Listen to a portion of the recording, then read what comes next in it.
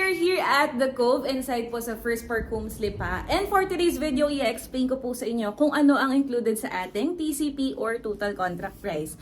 And the reason why marami po kaming clients na kumukuha dito kay First is because all-in TCP kasi tayo guys. Ibig po sabihin, wala tayong hidden charges. Lahat po na kailangan yung bayaran before moving in, included na po sa TCP natin. In reality, wala naman po talagang hidden charges dito sa real estate kasi bawal po yun. Kaya lang naman po nagkakaroon ng concept ng hidden charges sa part nila client or nila buyer is because other developers po kasi maraming separate payment fees apart pa sa TCP nila. So ano yung mga sample? Move-in fees, pakabit ng water and electricity, yung title transfer fees, yung mga other charges like documentary stamp tax, registration fees, notarial fees, etc.